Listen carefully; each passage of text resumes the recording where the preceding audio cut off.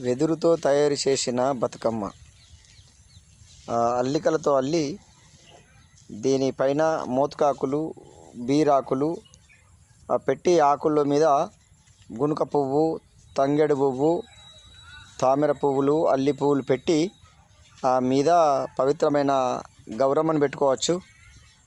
వీలైతే గవిరిదేవిని కూడా కూర్చోబెట్టుకొని గవిరిదేవిని కూడా ముస్తాబు చేసి కూడా కొండవచ్చు. ఇది ఒక వెదురుతో ప్రాధాన్యత చేసిన బుట్టలు. మరి కావలసిన వారు సంప్రదించగలగండి. ప్లాస్టిక్ వస్తువులు నిషేధించి వెదురు ఉత్పత్తులను వాడండి. ఇది ఎంతో ప్రకృతిపరమైన మన వెదురు బద్దలు కావచ్చు. ప్రకృతితో చేసే పూలతో, ప్రకృతి వనములతో తయారైన వెదురు బుట్టి వాడి మన గౌరమ్మ పండగ, మన బతుకమ్మ పండగ ఘనంగా చేయడానికి వెదురు ఉత్పత్తులని వాడండి అని మన ఆడబిడ్డల, తెలంగాణ ఆడబిడ్డల పండుగ.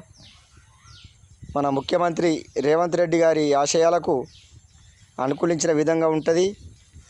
మనకు సర్కారు ఇచ్చిన అత్తకోడల కొత్త చీరలకు ఈ వెదురు బుట్టలతో చేసిన బతుకమ్మ చాలా ఘనంగా, గాంభీర్యంగా ఉంటుంది.